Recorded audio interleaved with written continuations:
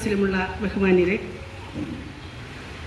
ഇവിടെ വയനാട് ജില്ലയിൽ നമുക്കേവർക്കും അറിയാവുന്നതുപോലെ മുണ്ടക്കയിലും ചൂരന്മലയിലും ഉണ്ടായ ഉരുൾപൊട്ടലിനെ തുടർന്ന് കഴിഞ്ഞ ഏതാനും മാസങ്ങൾ അല്ലെങ്കിൽ ആഴ്ചകൾ നമ്മളെല്ലാവരും മനസ്സുകൊണ്ട് ഈ ദുരന്തത്തോടൊപ്പമായിരിക്കുകയും ഓരോരുത്തരും അവരാൽ കഴിയുന്ന രീതിയിലുള്ള വലിയൊരു പ്രവർത്തനങ്ങൾ നടത്തിയതിൻ്റെ ഒരു ഭാഗമെന്ന നിലയിലാണ് മെഡിക്കൽ സർവീസ് സെൻ്ററും നമ്മളുടെ ഈ പ്രദേശത്തേക്ക് കടന്നു വന്നത്.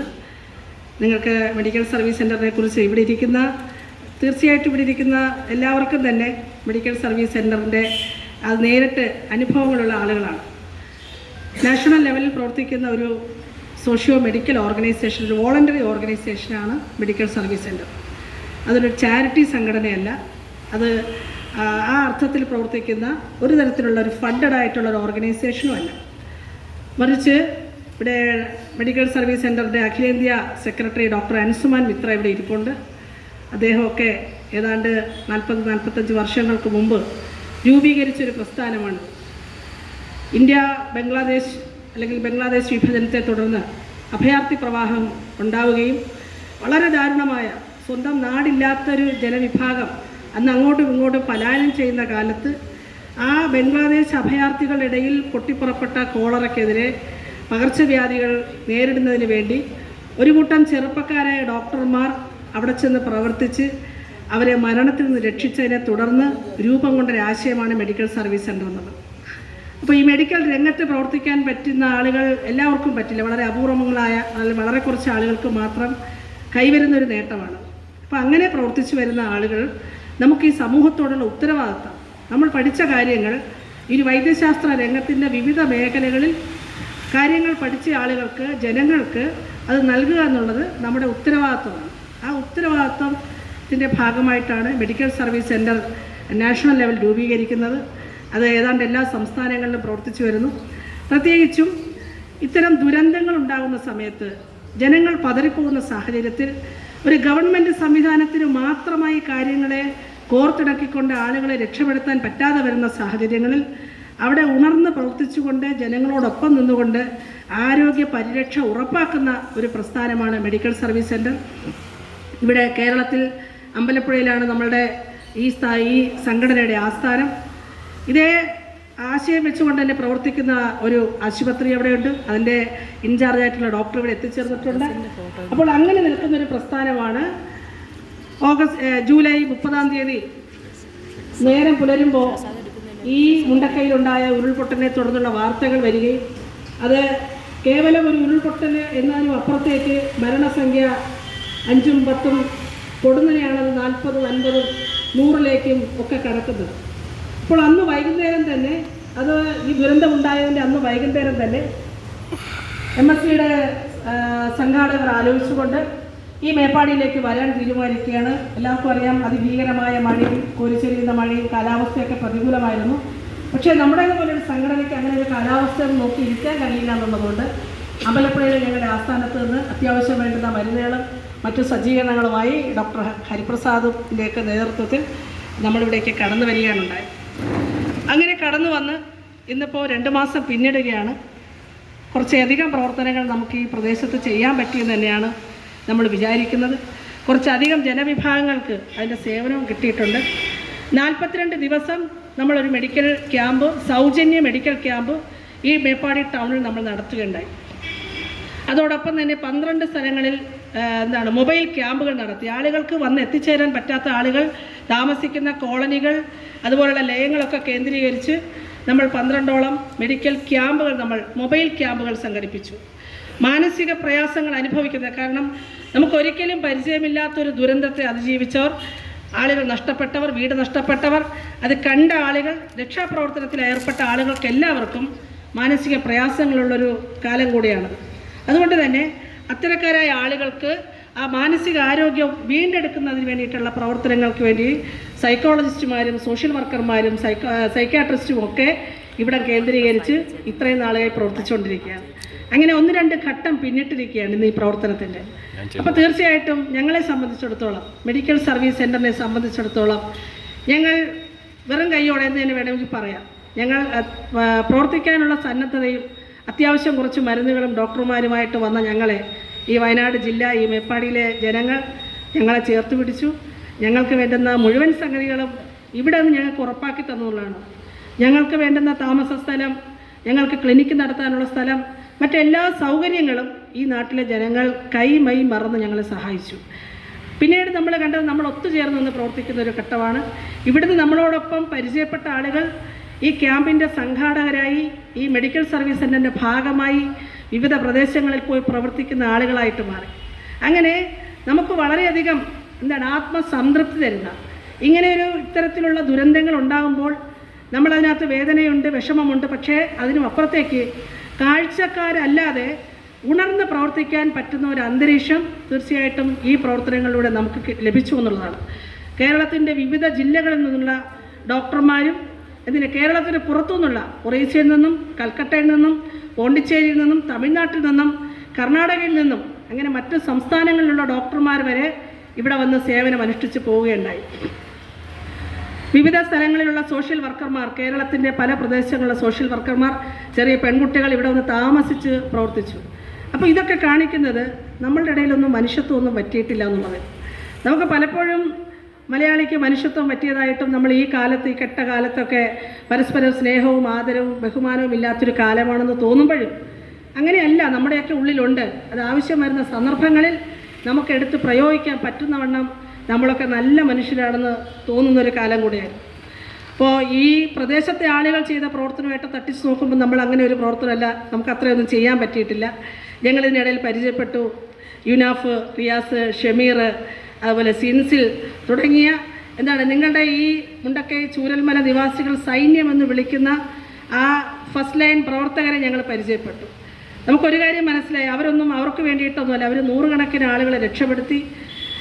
നൂറുകണക്കിന് മൃതദേഹങ്ങൾ വളരെ പെട്ടെന്ന് അവർ കണ്ടെടുത്തു. സാഹസികമായി ആ ദിവസങ്ങളിലെ ആ മലവെള്ളപ്പാച്ചിൽ, കുത്തൊഴുക്കിൽ സ്വജീവൻ പണയം വെച്ചുകൊണ്ട് തന്നെ പ്രവർത്തിച്ച ആളുകളെയൊക്കെ ഞങ്ങൾ പരിചയപ്പെട്ടു. അപ്പോൾ നമ്മളുടെ MSc എന്ന് പറയുന്നത് മെഡിക്കൽ പ്രൊഫഷനിലായിരിക്കുന്ന ആളുകളോടൊപ്പം തന്നെ ഇതുപോലുള്ള സന്നദ്ധ പ്രവർത്തനങ്ങൾ ചെയ്യാൻ സന്നദ്ധരായിട്ടുള്ള ആളുകളെയും കൂടെ ഉൾച്ചേർക്കുന്നൊരു പ്രസ്ഥാനമാണ്. അതുകൊണ്ട് ഈ മെഡിക്കൽ സർവീസ് സെൻ്ററിനകത്ത് ഏതൊരാൾക്കും വന്ന് കണ്ണു ചേരാവുന്നതാണ്. ഈ സംഘടനയിൽ അംഗത്വം എടുത്തുകൊണ്ട് നമുക്ക് പ്രവർത്തിക്കാവുന്നതാണ്, നമുക്ക് എവിടെയും പോയി പ്രവർത്തിക്കാവുന്നതാണ്.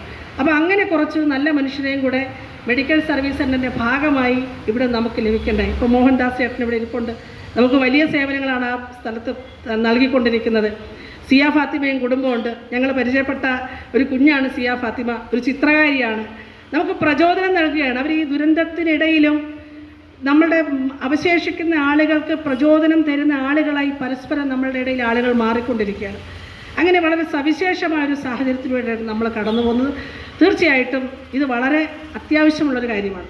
അപ്പം ഞങ്ങളിതിനിടയിൽ ഈ ഇത്രയും ദിവസത്തെ ഈ 2 മാസക്കാലത്തിനിടയിലെ പ്രവർത്തനങ്ങളിലൂടെ ഈ മേപ്പാടി, ഈ മുണ്ടക്കൈ ചൂരൽമല പ്രദേശങ്ങളിലെ ആളുകളുടെ ജീവിതവും അവരുടെ മറ്റ് ആവശ്യങ്ങളെ സംബന്ധിച്ച് ഞങ്ങൾ അവരോട് വളരെ സ്വാഭാവികമായി സംസാരിച്ചെന്ന് ഒരു കാര്യം മനസ്സിലായി.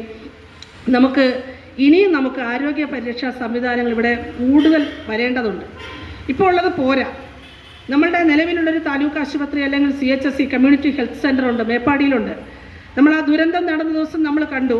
ഞങ്ങൾ യഥാർത്ഥത്തിൽ വരുന്നത് ദുരന്ത മുഖത്തായിരിക്കുന്ന ആളുകൾക്ക് ചികിത്സ കൊടുക്കാനാണ് ഞങ്ങൾ വരുന്നത്. പക്ഷേ ഇവിടെ വരുമ്പോൾ കാണുന്നത് അവരെല്ലാവരും സ്കൂളുകളിലെ ദുരിതാശ്വാസ ക്യാമ്പുകളിലാണ്. ആ ക്യാമ്പുകളിൽ ധാരാളം ഡോക്ടർമാരെ അവിടെ നിയോഗിച്ചിരിക്കുന്നു. പക്ഷേ ഈ കമ്മ്യൂണിറ്റി ഹെൽത്ത് സെൻ്ററിൽ മരിച്ച ആളുകളെ കൊണ്ടുവരികയും അവരുടെ മൃതദേഹങ്ങൾ വൃത്തിയാക്കുകയും അത് പോസ്റ്റ്മോർട്ടം ചെയ്യുകയും ചെയ്യുന്ന വലിയൊരു പ്രവർത്തനം നടക്കുന്നു. സമീപ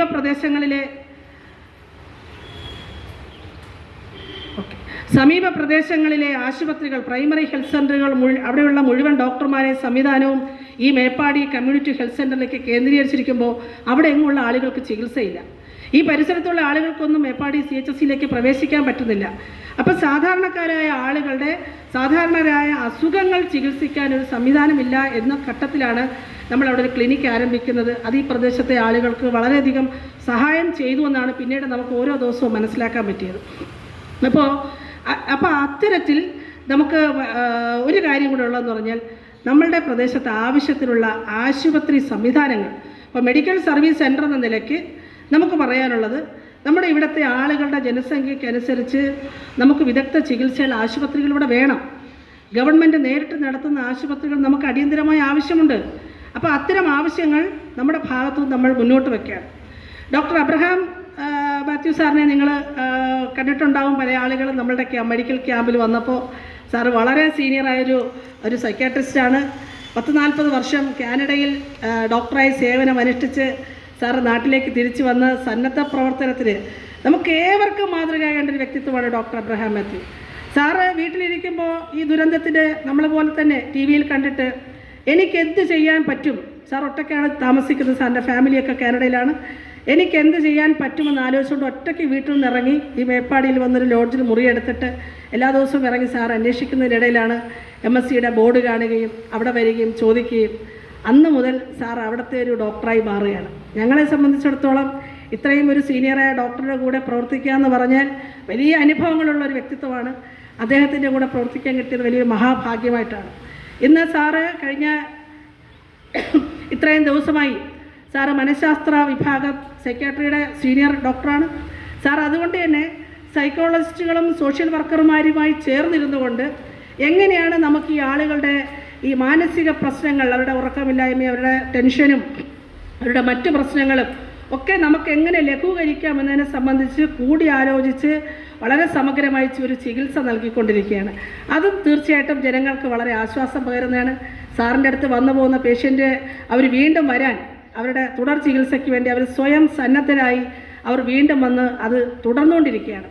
അപ്പോൾ ഈ പ്രവർത്തനങ്ങൾക്കിടയിൽ നമുക്ക് ധാരാളം ആളുകളെ പരിചയപ്പെടാനും ഒത്തുചേർന്ന് പോകാനും പറ്റുന്നൊരു അന്തരീക്ഷം ഉണ്ടായിരുന്നു. തീർച്ചയായിട്ടും നമുക്ക് ആശുപത്രി എന്ന് പറയുന്നത് നമുക്ക് വളരെ അത്യന്താപേക്ഷിതമാണ്.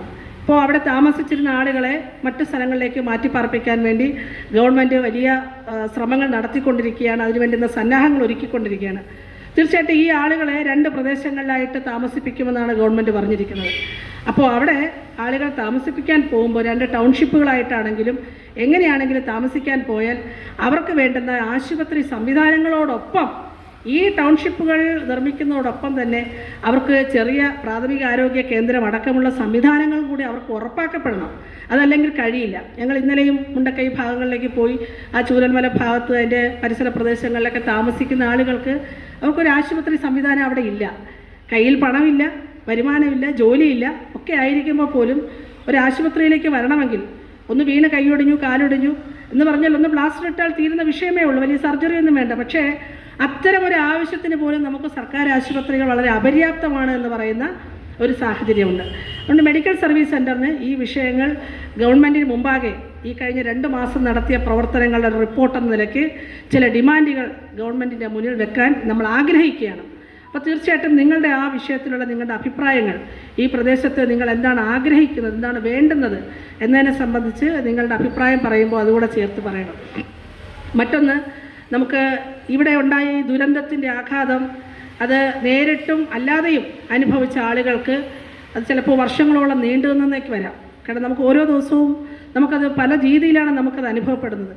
ഇവിടെ ഒന്നും മുൻപ് പോലും കണ്ടിട്ടില്ലാത്തൊരു വ്യക്തിയാണ് ഞാൻ. പക്ഷേ നമ്മളിവിടെ വന്ന് കാണുമ്പോൾ നമ്മൾ അക്ഷരാർത്ഥത്തിൽ നമുക്കൊരു ഹൃദയവേദന നമുക്ക് കൂടുകയാണ്. അപ്പോൾ ഇവിടെ താമസിച്ചിരുന്ന ആളുകളുടെ അവസ്ഥ ഓരോ ദിവസം കഴിയുന്തോറും നഷ്ടപ്പെട്ട ആളുകൾ ഉണ്ടാക്കുന്ന വിടവ് അത് നികത്താനാവാത്തൊരു വിടവാണ്. അത് ഓരോ ദിവസവും അനുഭവപ്പെടും. അപ്പോൾ അത് മാനസിക ആരോഗ്യം നിലനിർത്തുക എന്ന് പറയുന്നത് വളരെ പരമപ്രധാനമായതുകൊണ്ട് തന്നെ ഒരു സ്ഥിരമായ ഒരു സൈക്കോളജിസ്റ്റിനെ, ഒരു സൈക്യാട്രിസ്റ്റിനെ ഇവിടെ നിയമിക്കണം. സ്ഥിരമായി ഒരു 1-2 വർഷത്തേക്കെങ്കിലും ഗവൺമെൻറ് അത് നിയമിക്കേണ്ട ഒരു ആവശ്യകതയുണ്ട്. അതോടൊപ്പം തന്നെ മറ്റൊന്ന്, നമ്മൾ ആളുകളുടെ ഈ പരിശോധനയ്ക്കിടയിൽ ഡോക്ടർമാർ റിപ്പോർട്ട് ചെയ്തൊരു കാര്യമനുസരിച്ച് മിക്കവാറും ആളുകൾക്കെല്ലാം ദഹന പ്രക്രിയയുമായി ബന്ധപ്പെട്ട പ്രശ്നങ്ങളുണ്ട്. ഗ്യാസ്ട്രിക് പ്രോബ്ലംസ് ധാരാളം ആളുകൾക്കുണ്ട്. പല ആളുകൾക്കും പോഷകാഹാര കുറവാണെന്ന്. പിന്നെ തൊഴിലാളികളും ഏറ്റവും കൂടുതൽ തൊഴിലാളികൾ എസ്റ്റേറ്റുമായി ബന്ധപ്പെട്ട തേയില തൊഴിലാളികളാണ് ഇവിടെ താമസിക്കുന്നത്. അവരുടെ ആരോഗ്യ പരിരക്ഷ ഉറപ്പാക്കേണ്ടതുണ്ട്. അതോടൊപ്പം കോളനികളിൽ, ആദിവാസി കോളനികളിൽ വളരെ ദരിദ്രരായ ആളുകൾ താമസിക്കുന്ന ആദിവാസി കോളനികളിലെ ആളുകൾക്ക് സമയാസമയം അവർക്ക് ചികിത്സ ലഭ്യമാക്കാനുള്ള പരിശ്രമങ്ങൾ ഗവൺമെൻറ്റിൻ്റെ ഭാഗത്തുനിന്ന് വരേണ്ടതുണ്ട്. മറ്റൊന്ന്, ഈ വിഷയങ്ങൾ വെച്ചുകൊണ്ട് നമുക്ക് എങ്ങനെയാണ് ഒരു സമഗ്രമായ ഒരു പദ്ധതി ആസൂത്രണം ചെയ്യാൻ ഗവൺമെൻറ്റിനെ എങ്ങനെ നമുക്ക് സഹായിക്കാം, നമ്മളുടെ നിർദ്ദേശങ്ങൾ എന്ത് കൊടുക്കാം എന്നതിനെ സംബന്ധിച്ചും തീർച്ചയായിട്ടും നിങ്ങളുടെ ഭാഗത്തുനിന്ന് അഭിപ്രായം ഉണ്ടാവുമെന്ന് കരുതുകയാണ്. ഏതായാലും ഞങ്ങളെ സംബന്ധിച്ച് വളരെ സമയോചിതമായി ഇടപെടാൻ കഴിഞ്ഞു. കുറച്ചധികം കാര്യങ്ങൾ ചെയ്യാൻ കഴിഞ്ഞു. നമുക്ക് ആവശ്യമുള്ള മെഡിസിൻസ് ധാരാളം നമ്മുടെ സുഹൃത്തുക്കൾ നമ്മളിവിടെ നിന്ന് നമ്മളിവിടെ വന്നതിന് ശേഷം പരിചയപ്പെട്ട സുഹൃത്തുക്കൾ, അത് മെഡിക്കൽ റെപ്പുമാർ, നിരവധി ആളുകൾ, മെഡിക്കൽ ഷോപ്പിലെ ആളുകൾ തുടങ്ങി എല്ലാവരുടെ ഒരു പിന്തുണയാണ് നമുക്ക് ഇത്രയധികം കാര്യങ്ങൾ ചെയ്യാൻ പറ്റിയത്. ഏതാണ്ട് ഒരു 15 ലക്ഷത്തോളം രൂപയുടെ മെഡിസിൻ അടക്കമുള്ള സേവനങ്ങൾ നമുക്ക് ആളുകൾക്ക് ചെയ്യാൻ പറ്റിയെന്നാണ് ഞങ്ങളുടെ ഒരു പ്രാഥമികമായൊരു വിലയിരുത്തൽ. അതുകൊണ്ട് തന്നെ തീർച്ചയായിട്ടും ഈ സൗഹൃദ സംഗമം എന്ന് പറയുന്നത് നമുക്ക് തുടർന്നും അങ്ങോട്ട് പോകേണ്ടുന്നൊരു സൗഹൃദമാണ് നമ്മളിവിടെ രൂപപ്പെടുത്തിയെടുക്കുന്നത്. ഇന്ന് ധാരാളം ആളുകൾ വരേണ്ടതാണ്. ഇന്ന് ഒരുപാട് മീറ്റിങ്ങുകൾ പല പാർട്ടികളിൽ നടക്കുന്നുണ്ടെന്ന് നമ്മൾ അറിഞ്ഞു. കാരണം ഈ ദുരന്തത്തിൻ്റെ പല വിഷയങ്ങളുമായി ബന്ധപ്പെട്ട തന്നെ ആളുകൾ പല മീറ്റിങ്ങുകളിലാണ്. ഒരു ഞായറാഴ്ച കിട്ടുമെന്നുള്ളൊരു പ്രശ്നമുണ്ട്. പക്ഷേ എന്നിരുന്നാൽ പോലും നിങ്ങളിവിടെ എത്തിച്ചേർന്നു എന്നുള്ളത് വളരെ സന്തോഷം പകരുന്നു. എല്ലാവരും മനസ്സ് തുറന്ന് നമുക്ക് അഭിപ്രായം, ഇതിൻ്റെ ഔദ്യോഗിക വളരെ പരിവേഷമുള്ളൊരു പരിപാടിയായിട്ടും നമ്മൾ എടുക്കരുത്. വളരെ സ്വതന്ത്രമായി നമ്മൾ വന്ന് അഭിപ്രായം പറഞ്ഞ് നമുക്ക് തുടർന്ന് എങ്ങോട്ട് പോകണമെന്നതിനെ സംബന്ധിച്ചുള്ള നിർദ്ദേശങ്ങൾ നിങ്ങൾ അറിയിക്കണം. അപ്പോൾ ഇത്രയും പറഞ്ഞുകൊണ്ട് ഞാൻ എൻ്റെ കർത്തവ്യത്തിലേക്ക് കിടക്കുകയാണ്. നമ്മളുടെ ഇന്നത്തെ ഈ സൗഹൃദ സംഗമത്തിൻ്റെ അധ്യക്ഷത വഹിക്കുന്നത് ഡോക്ടർ കെ ഹരിപ്രസാദ്. അദ്ദേഹം ആലപ്പുഴ ജനറൽ ഹോസ്പിറ്റലിലെ ഓർത്തോപീഡിഷ്യനാണ്. ഇവിടെ നിരവധി സമയങ്ങളിൽ ഇവിടെ വന്ന് പലപ്പോഴായി ഈ ഇത്രയും ദിവസത്തിനിടയിൽ പല സമയങ്ങളിലായി വന്ന് അദ്ദേഹം സേവനം അനുഷ്ഠിച്ചു പോയിട്ടുണ്ട്. അദ്ദേഹത്തെ നിങ്ങളുടെ ഏവരുടെയും പേരിൽ ഞാൻ സ്വാഗതം ചെയ്യുന്നു. ഡോക്ടർ അബ്രഹാം മാത്യു സാറിനെ ഞാൻ പരിചയപ്പെടുത്തി. വളരെ മുതിർന്ന മുതിർന്ന സൈക്യാട്രിസ്റ്റാണ്. നമുക്ക് ആവേശവും പ്രചോദനം നൽകിക്കൊണ്ട് ഇന്ന് ഞങ്ങൾ ഇവിടെ അടുത്ത് ഇവിടെ വന്ന് താമസിക്കുന്നത് ലക്കി ഹിൽ എന്ന് പറയുന്ന സ്ഥലത്താണ് വന്ന് താമസിക്കുന്നത്. അവിടെ ഒരു വീട് വാടകയ്ക്കെടുത്താണ് ഞങ്ങൾ താമസിച്ചുകൊണ്ടാണ് ഈ പ്രവർത്തനം നടത്തുന്നത്. അപ്പോൾ ഞങ്ങൾ ഉണ്ടാക്കുന്ന ഭക്ഷണം കഴിച്ച് ഞങ്ങളോടൊപ്പം സാർ താമസിച്ചുകൊണ്ടാണ് സത്യത്തിൽ ഈ പ്രവർത്തനങ്ങൾക്ക് നേതൃത്വം നൽകിക്കൊണ്ടിരിക്കുന്നത്. ഞങ്ങളുടെ ഏവരുടെയും പ്രിയപ്പെട്ട ഡോക്ടർ അബ്രഹാം തോപ്പിൽ മാത്യു സാറിനെ സന്തോഷപൂർവ്വം സ്വാഗതം ചെയ്യുന്നു.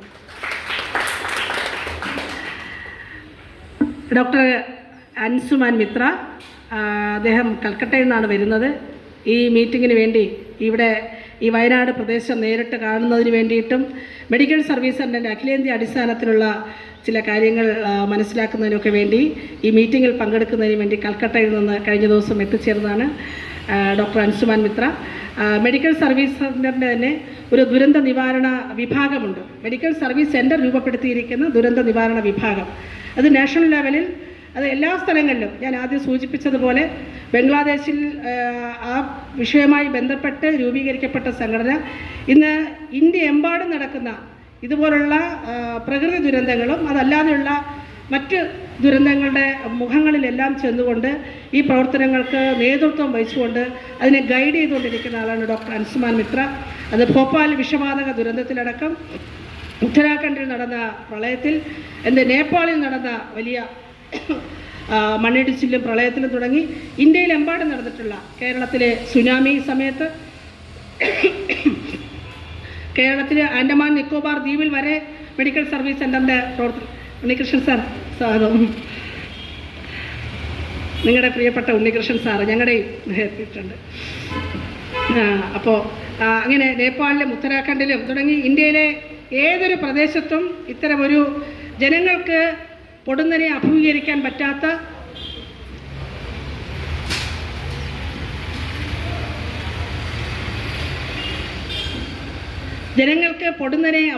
പറ്റാത്ത സാഹചര്യങ്ങളിൽ ജനങ്ങളോടൊപ്പം നിന്നുകൊണ്ട് പ്രവർത്തിക്കുന്ന ഒരു പ്രസ്ഥാനത്തിൻ്റെ അമരക്കാരനാണ് ഡോക്ടർ അൻസുമാൻ മിത്ര. ഡോക്ടർ അൻസുമാൻ മിത്രയെ MSCയുടെ സംസ്ഥാന കമ്മിറ്റിയുടെ പേരിൽ നിങ്ങളുടെ ഏവരുടെയും പേരിൽ സ്വാഗതം. നമ്മുടെ എല്ലാം പ്രിയപ്പെട്ട ശ്രീ ഉണ്ണികൃഷ്ണൻ സാറാണ് നമ്മൾ ആദ്യം മുതൽ കേൾക്കുന്ന ഒരു പേര്. ഞങ്ങൾക്ക് പരിചയമില്ലാത്ത ആളുകൾക്കടക്കം ഈ മേപ്പാടിയെയും വയനാടിനെയും വെള്ളാർമല സ്കൂളിനെയും ഒക്കെ പരിചയപ്പെടുത്തിയ ആളാണ് ശ്രീ ഉണ്ണികൃഷ്ണൻ സാറ് സന്ദർഭവശാൽ നമ്മുടെ ഡോക്ടർ ഗോതകുമാർ സാറിൻ്റെ ഒരു വളരെ അടുത്ത ആളും കൂടിയാണ്. സാറിനെ നിങ്ങളുടെ ഏവരുടെയും പേരിൽ ഞാൻ സ്വാഗതം ചെയ്യുന്നു. ഡോക്ടർ KP ഗോതകുമാർ, നിങ്ങൾക്ക് പലർക്കും പരിചയമുണ്ട്. സാർ ഇവിടെ വന്ന് പല ദിവസങ്ങൾ ഡ്യൂട്ടി എടുത്തിരുന്നു. മെഡിക്കൽ സർവീസ് സെൻ്ററിൻ്റെ ഞാൻ നേരത്തെ സൂചിപ്പിച്ച ജനങ്ങളോട് പ്രതിബദ്ധതയുള്ള മെഡിക്കൽ വിഭാഗത്തിൻ്റെ ഒരു പ്രസ്ഥാനം എന്ന നിലയ്ക്കുള്ള മെഡിക്കൽ സർവീസ് സെൻ്ററിൻ്റെ അതേ ആശയ നേതൃത്വത്തിൽ അമ്പലപ്പുഴ കേന്ദ്രീകരിച്ച്, ആലപ്പുഴ ജില്ലയിൽ അമ്പലപ്പുഴ കേന്ദ്രീകരിച്ച് ഒരു ആശുപത്രിയുണ്ട്. വളരെ ഡോക്ടറുടെ ഫീസില്ലാതെ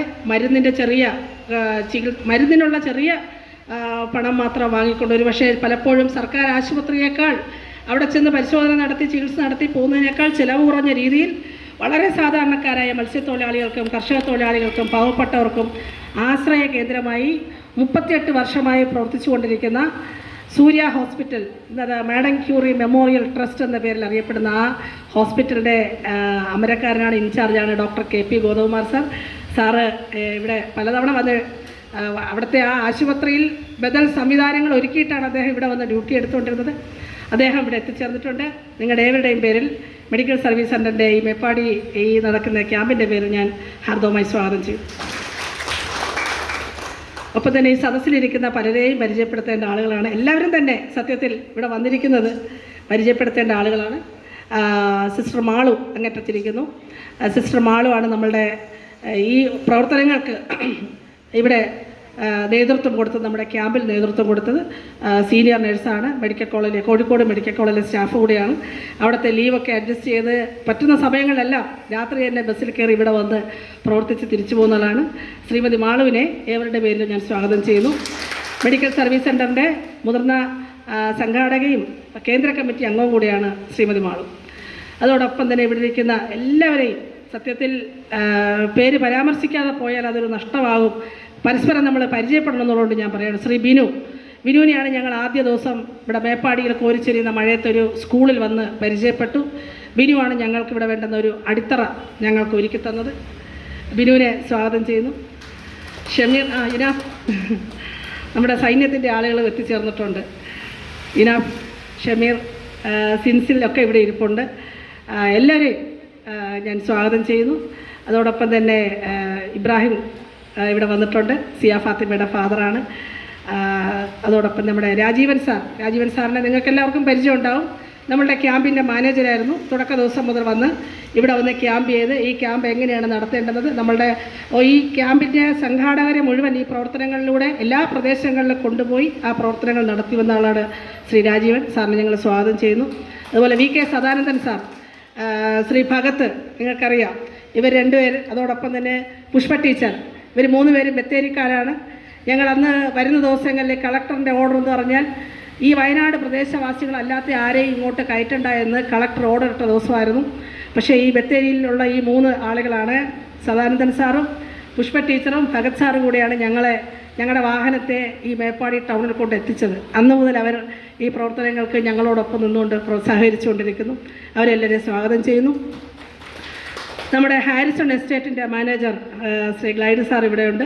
അതോടൊപ്പം തന്നെ ശ്രീമതി വിനു ഉണ്ട്. വനജ നമ്മുടെ ത്രേസ്യ മെഡിക്കൽസിൻ്റെ ഉടമ കൂടിയാണ്. നമ്മൾ തുടക്കം മുതൽ ആദ്യത്തെ ദിവസം മുതൽ നമ്മൾ ഇവരുമായിട്ട് പരിചയപ്പെട്ടു പോകണം. അവരുടെ ഷോപ്പിൽ മെഡിസിൻ വാങ്ങാൻ വരുന്ന പാവപ്പെട്ട ആളുകളോട് നിങ്ങൾ അപ്പുറത്ത് പോയാൽ നിങ്ങൾക്ക് ഫ്രീ ആയിട്ട് കാണാം, ഡോക്ടറും നല്ല മരുന്ന് നിങ്ങൾക്ക് കിട്ടും, നിങ്ങൾ അപ്പുറത്തോട്ട് പൊക്കോ എന്ന് പറഞ്ഞ് മെഡിക്കൽ ഷോപ്പിൽ വരുന്ന ആളുകളെ അവരുടെ മെഡിസിൻ കൊടുത്ത് പൈസ വാങ്ങാതെ ഇങ്ങോട്ടേക്ക് പറഞ്ഞു വിട്ട് ആളുകൾക്ക് സൗജന്യ സേവനം ഉറപ്പാക്കി കൊടുക്കുന്നതിൽ പങ്കുവച്ച ആളുകളാണ്. തൊട്ടപ്പുറത്ത് മറ്റൊരു മെഡിക്കൽ ഷോപ്പുകാർ ഇതുപോലെയുണ്ട്. അവിടുത്തെ ആൻറ്റിയും വരുമെന്നാണ് പ്രതീക്ഷിക്കുന്നത്. അവരെ സ്വാഗതം ചെയ്യുന്നു. പിന്നെ മോഹൻദാസ് ചേട്ടൻ, നജുമ, നമ്മളെ ഒരു മെഡിക്കൽ ക്യാമ്പ് നടത്താൻ നമ്മളെ സഹായിച്ച ആളുകളാണ്. നമ്മുടെ ഒരു ആശാ വർക്കർമാർ ഇവിടെ ഇരിപ്പുണ്ട്. അങ്ങനെ തുടങ്ങി.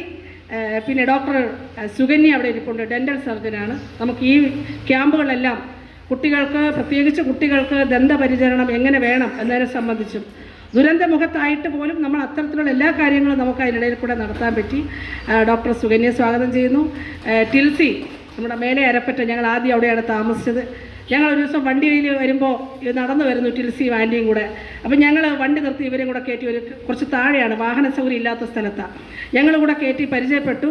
പിറ്റേ ദിവസം മുതൽ ടിൽസിയും ആൻറ്റിയും മമ്മിയും ഒക്കെ നമ്മളുടെ ഈ മെഡിക്കൽ സർവീസ് സെൻ്ററിൻ്റെ പ്രവർത്തകരായി മാറുന്ന ഒരു ഭയങ്കര അത്ഭുതകരമായൊരു കാഴ്ചയുണ്ടായിരുന്നു. സോണിയ താമരശ്ശേരിയിൽ നിന്നാണ്, കോഴിക്കോട് ജില്ലയിൽ നിന്ന് വന്ന സൈക്കോളജി കഴിഞ്ഞ ആളാണ്. ഷബിന, അതോടൊപ്പം തന്നെ അജ്മൽ അല്ലല്ലോ, അതും ഷബിന, അത് അങ്ങനെ തുടങ്ങി എല്ലാ ആളും രേഷ്മ ടീച്ചർ വന്നിട്ടുണ്ട്. രേഷ്മ ടീച്ചർ ഹൈസ്കൂൾ കുന്നിൻ്റെ അവിടെ മൊബൈൽ ക്യാമ്പ് നടത്താൻ സഹായിച്ചാണ്. ഞാൻ ആരുടെയെങ്കിലുമൊക്കെ പേര് വിട്ടുപോയിട്ടുണ്ടെങ്കിൽ സദേ ക്ഷമിക്കണം. ശ്രീനിവാസൻ സാറ് ഒരു സർക്കാർ ജീവനക്കാരനാണ്. അദ്ദേഹം പ്രസ് ഡിപ്പാർട്ട്മെൻറ്റിൽ കോട്ടയത്ത് വർക്ക് ചെയ്യുകയാണ്. പക്ഷേ ഇത് അറിഞ്ഞ ദിവസം തന്നെ ഞങ്ങളോടൊപ്പം പുറപ്പെട്ട് ഇവിടെ വന്ന് ഈ ദിവസം വരെ ഈ പ്രവർത്തനങ്ങളുമായി പരമാവധി ലീവെടുത്ത് നിൽക്കുകയാണ്. എന്താണേലും വലിയൊരു പ്രവർത്തനം നമുക്ക് ചെയ്യാൻ ഇതിനോടകം നമുക്ക് വലിയൊരു പ്രവർത്തനം ചെയ്യാൻ സഹകരിച്ച അപ്പം നമ്മളുടെ ഈ ഒരു സൗഹൃദം അത് മനുഷ്യത്വത്തിൻ്റെ അടിസ്ഥാനത്തിൽ രൂപപ്പെട്ടു വന്നൊരു സൗഹൃദമാണ്. നമുക്ക് മതപരമായോ ജാതിയോ രാഷ്ട്രീയമോ നമ്മളുടെ മറ്റു വ്യത്യാസങ്ങളോ നമ്മളെ ബാധിച്ചതേയില്ല ഈ സൗഹൃദത്തിന്. ഇനിയും കുറച്ചധികം പേര് വരാനുണ്ട്. അപ്പോൾ ഈ സൗഹൃദം എന്ന് പറഞ്ഞാൽ നിലനിൽക്കണം. അത് മെഡിക്കൽ സർവീസ് സെൻറ്ററിൻ്റെ ഈ ഒരു കുടക്കീഴിൽ നിലനിൽക്കാമെങ്കിൽ അത് വളരെ മനോഹരമായിരിക്കും എന്ന് പറഞ്ഞുകൊണ്ട് ഈ സൗഹൃദം നമുക്ക് തുടർന്നങ്ങോട്ട് നമ്മുടെ ജീവിതത്തിൻ്റെ മറ്റെല്ലാ വിഷയങ്ങളും വരുമ്പോൾ, മറ്റു ജീവിതത്തിൽ പ്രാരാബ്ധങ്ങൾ വരുമ്പോൾ, നമ്മൾ ഒറ്റപ്പെട്ടു പോകുന്ന സാഹചര്യം വരുമ്പോൾ നമ്മൾ ഒറ്റയ്ക്കല്ല, നമ്മളോടൊപ്പം ചേർന്ന് നിൽക്കാൻ പറ്റുന്ന ആളുകൾ ഈ സമൂഹത്തിലുണ്ട്. അത് മെഡിക്കൽ സർവീസ് സെൻറ്റർ അതിൻ്റെ ഭാഗമാണ് എന്നുകൂടെ നമുക്ക് തിരിച്ചറിയാനും നമുക്ക് സന്തോഷിക്കാനും പറ്റുന്ന ഒരു ഇടമായിട്ട് മാറണം. ഷീല സിസ്റ്റർ ഇവിടെ ഉണ്ട്, ഗിരിജ സിസ്റ്റർ നിങ്ങൾക്ക് എല്ലാവർക്കും പരിചയമുണ്ട്.